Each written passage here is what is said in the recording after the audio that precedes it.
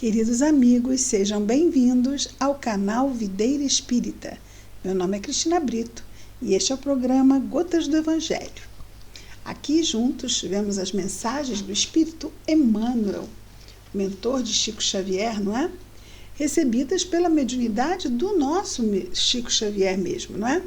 Do seu tutelado. E reunidas aqui neste livro Caminho, Verdade e Vida, publicado pela Federação Espírita Brasileira.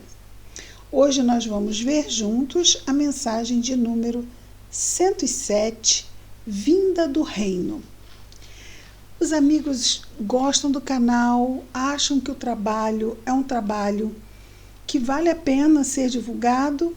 Contamos com a ajuda dos amigos, compartilhando, se inscrevendo, curtindo, acionando o sininho, fazendo comentários.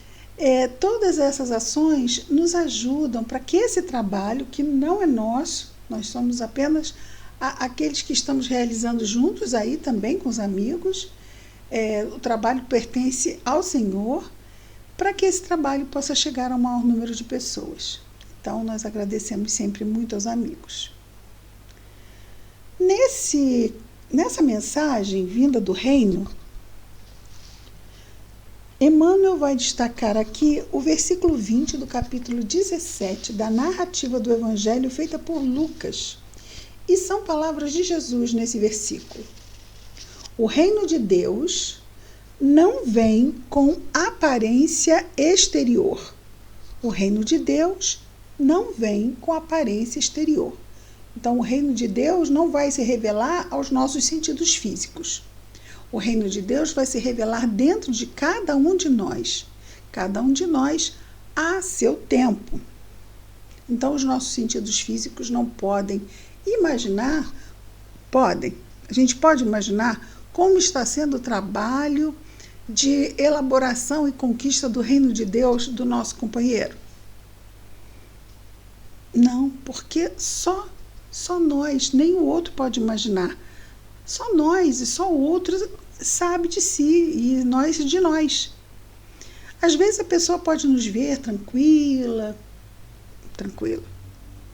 e achar que fulano não tem problema, porque está vendo o lado de fora. E no lado de fora a pessoa está tentando exercitar a calma, a serenidade, a confiança, a fé. Não quer dizer que ela por dentro não esteja ali com seus processos dolorosos, mas vamos interpretar o que os sentidos percebem, e aí vem o pré-julgamento, que deveremos ter muito cuidado sobre isso, não é? Não julgarmos para não sermos julgados. E mesmo não julgando, somos julgados da mesma forma, porque estamos num mundo de provas e expiações, e é assim que é, e pronto. E mesmo quando a gente acha que não está julgando, está. Né? Não, eu não estou julgando. Já julgou, já condenou, já foi. Mas é natural ainda do nosso estágio. Precisamos só tomar atenção, não é, para estarmos evitando esse tipo de atitude. Né? E o nosso Emmanuel vai falar muito bem sobre todo esse contexto. Diz ele assim: os agrupamentos religiosos no mundo permanecem quase sempre preocupados pelas conversões alheias. Os crentes mais entusiastas anseiam por transformar as concepções dos amigos. Em vista disso, em toda parte, somos defrontados por irmãos aflitos pela dilatação, ou seja, pelo aumento do proselitismo em seus círculos de estudo. Ou seja, converter o outro para que fique bastante gente. E nós sabemos que o Espiritismo não faz proselitismo. Não é o objetivo do Espiritismo convencer ninguém, converter ninguém, porque isso deve ser um interesse da própria criatura quando ela achar que sim, que deve seguir esse ou aquele caminho. É o livre-arbítrio de cada um. A nós cabe fazermos a nossa parte, o nosso trabalho, né? De de estudo, de esclarecimento, de prática, sem interesses outros que não fazer a nossa parte. Sem esperar que isso vai dar nisso e naquilo. Não, vamos fazer a nossa parte. Procurar fazê-la com qualidade, com cuidados, com critérios, a fim de que realmente possa ser um trabalho, seja onde for que estejamos querendo atuar no bem, seja um trabalho em que possamos estar realmente ombreando, não vou nem dizer ombreando, porque é muita pretensão, né? Ombrear com os amigos espirituais, estaremos na condição de podermos seguir as suas orientações com mais segurança, digamos assim, não é?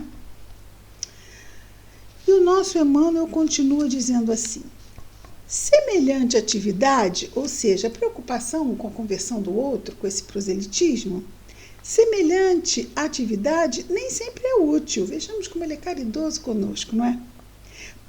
Nem sempre é útil. Porquanto, em muitas ocasiões, pode perturbar elevados projetos de realização. A pessoa está lá nos seus esforços e a gente está atropelando o livre-arbítrio do outro. Isso pode causar algum prejuízo? Pode. Em alguns casos pode, e ele está bem aqui destacando isso. E ele continua dizendo: afirma Jesus que o reino de Deus não vem com aparência exterior. É sempre ruinosa a preocupação por demonstrar pompas e números vaidosamente nos grupos da fé. Veja só, centenas de pessoas na casa espírita. Não deve ser, é aquilo que nós falamos antes, a nossa preocupação deve ser com a qualidade do trabalho. Se estamos fazendo um trabalho com qualidade, isso deve nos bastar, e não o número de pessoas. Isso é importante. Expressões transitórias de poder humano não atestam o reino de Deus. Seja de quem for. Expressões transitórias de poder humano não atestam o reino de Deus. Atrai muita gente, fala muito bem. Isso não quer dizer que haja realmente conquistas interiores, certo? Infelizmente, nós vemos muitos exemplos desses casos por aí. A realização, nos diz ele, divina, começará aonde? No número de pessoas? Não.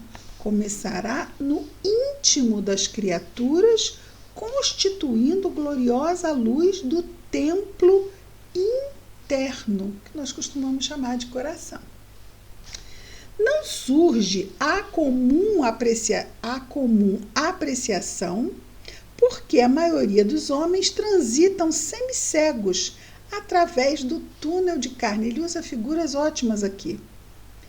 Através do túnel de carne, sepultando os erros do passado culposo. Ou seja, o túnel de carne é o corpo físico, a nossa reencarnação, que estamos sepultando os erros do passado culposo, através das nossas expiações.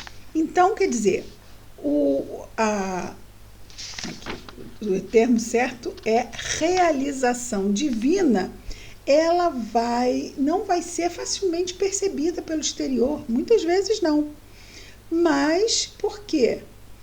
Porque nós estamos transitando semicegos. Não é percebida porque nós ficamos muito presos ao exterior. É interessante nós percebermos que pessoas com falta de visão física, têm uma visão muito melhor do que não é percebido pelo exterior. Elas escutam melhor, elas percebem mais nuances que nós, que estamos muito presos em colocar o que vemos no nosso geral de avaliação, fazemos. Então, as pessoas que não têm essa visão do corpo físico, elas têm uma visão do não percebido fisicamente muito melhor do que nós. Nós realmente, quanto mais enxergamos, mais semicegos para as questões espirituais muitas vezes somos, porque estamos muito presos ao que vemos. E aí entram os nossos pré-julgamentos, os nossos pré-conceitos, não é? Porque a gente olha e já, isso aí, não, fulano, olha lá, parece não sei o quê, e às vezes não é. E a gente fala assim, aquele. Lembrando aqui de um caso, não é? Do Chico Xavier, que uma vez o Emmanuel chegou para ele e falou assim, Chico, hoje voltou para o plano espiritual um amigo seu, que é a última vez que ele reencarna, de tão elevada criatura que ele era. Aí o Chico falou, mas quem era? Era fulano? Era cicrano? Era beltrano? Não, Chico, era o seu fulaninho. Seu fulaninho, aquela pessoa que vinha tomar café com o Chico, uma pessoa simples. Um espírito bom que não ia precisar mais reencarnar obrigatoriamente como nós ainda na roda das reencarnações. Então, a gente vai tirando por aí, não é? Às vezes não está nada na aparência, nós estamos diante de espíritos iluminados. E às vezes a gente acha que está perto de espírito iluminado e de iluminado não tem nada, né? É aquela história, né? De iluminado, né? A luz que eu tenho é a luz que eu pago da companhia de energia elétrica. Essa é a única luz que eu tenho, mas já é alguma luz, né? Bom, estou falando eu, Cristina, não estou falando de ninguém. Cada um só pode falar de si, né? Bom, e aí o nosso Emmanuel continua dizendo assim, a carne é digna e venerável, quer dizer, ele não está menosprezando o corpo físico na sua limitação de percepção, não. A carne é digna e venerável, pois é vaso de purificação, sim. Através dela nós estamos aqui encarnados nas nossas provas e nas nossas expiações para aprimorarmos o uso do nosso livre-arbítrio e assim evoluirmos. Então, o nosso vaso de carne é muito valioso. Recebendo-nos a carne aqui, como ele diz, para o resgate necessário. Entretanto, para os espíritos redimidos, ou seja, aqueles já na condição daquele senhorzinho que a gente acabou de falar, não é? Para os espíritos que já se iluminaram, a carne significa morte ou transformação permanente.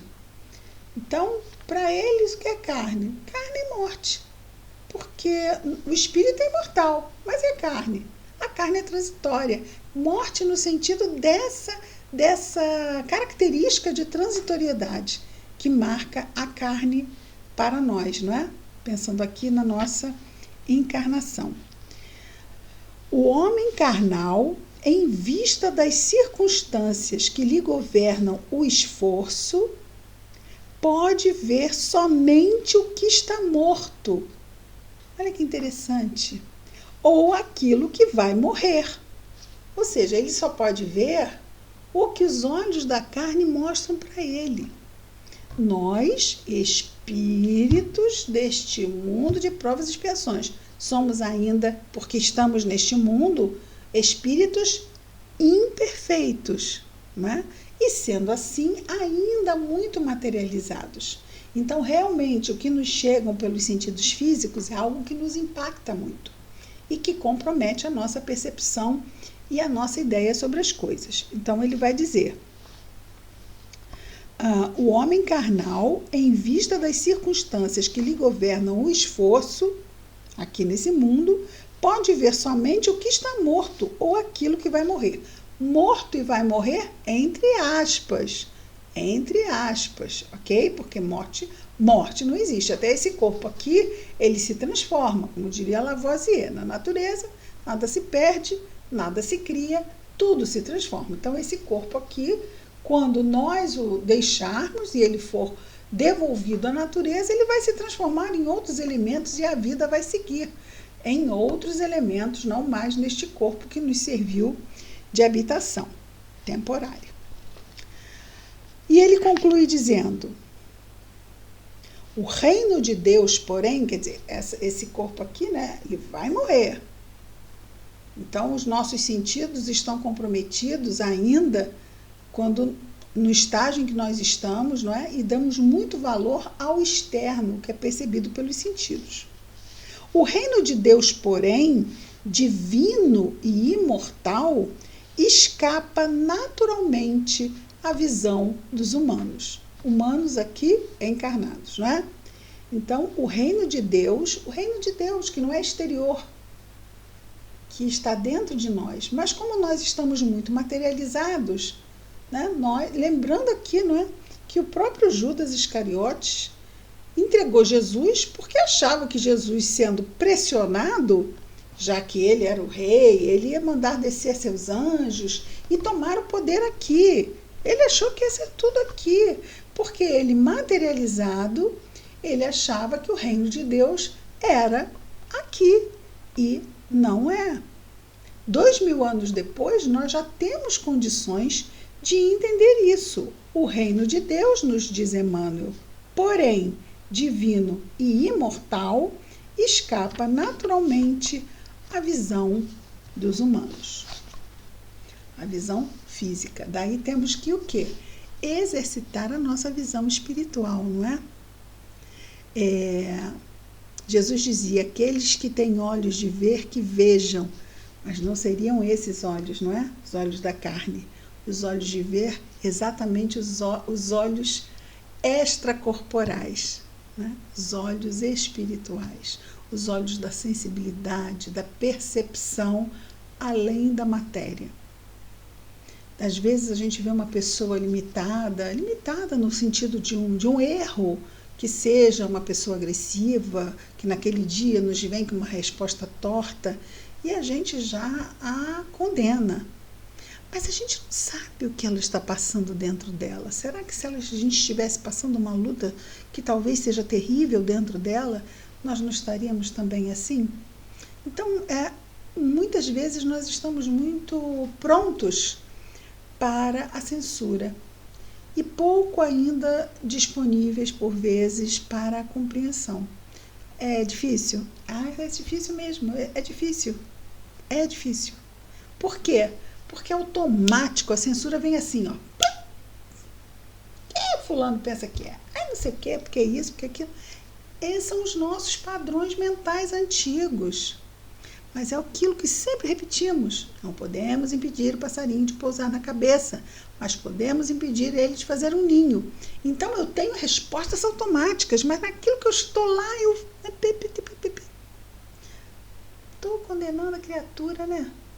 Não era isso não que eu devia fazer, eu estou querendo mudar, estou querendo melhorar. Peraí, a fulano deve estar com um problema, está perturbado, lá com alguma coisa. Deixa pra lá. Deixa o fulano seguir a vida dele. Vamos nos preocupar com a nossa. Vai aliviar muito o nosso coração a gente fazendo isso. Alivia sim. Na hora a gente tem vontade de responder. Aí a gente vai, respira fundo, lembra que agora a gente quer seguir Jesus. E aí a gente tem que realmente se esforçar. O que ele falou? Aquele que quiser me seguir, negue a si mesmo, negue esses impulsos, negue a si mesmo. Pegue a cada dia a sua cruz. E aí sim, me siga. Não é fácil seguir Jesus, não. Mas a gente decidiu que dessa vez a gente segue. E nós estamos juntos. Com muito conhecimento a nosso alcance e também com essa energia que nos liga. De bom ânimo, estamos juntos e vamos superar as adversidades.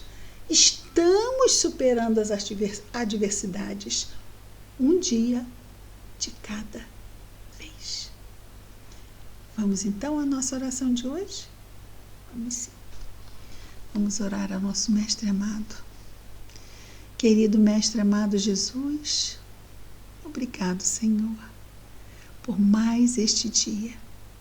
por mais este conjunto de oportunidades que recebemos, Senhor, para os exercícios de melhora íntima que tanto almejamos.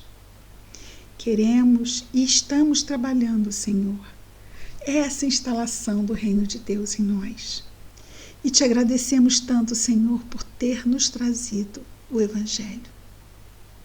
Ajuda-nos, Jesus, a estarmos atentos às provas que nos chegam diariamente. Ajuda-nos, Senhor, a refletir antes de decidir. Que a Tua paz possa estar nos nossos corações, entre os nossos corações, Senhor. Essa paz que ainda não é a paz deste mundo, a paz exterior, mas a paz interior. Abençoa a nós, Senhor, as nossas famílias, os nossos lares, mas também todas as famílias, Jesus, todos os lares, os nossos irmãos em humanidade, em especial, Jesus amado, aqueles nossos irmãos que neste momento estejam em sofrimento, aonde quer que se encontrem, Senhor. Obrigado, Jesus. Fica conosco hoje e sempre, Senhor. Graças a Deus. É isso, amigos. Amanhã estaremos de volta com mais um programa Gotas do Evangelho. Muita paz a todos.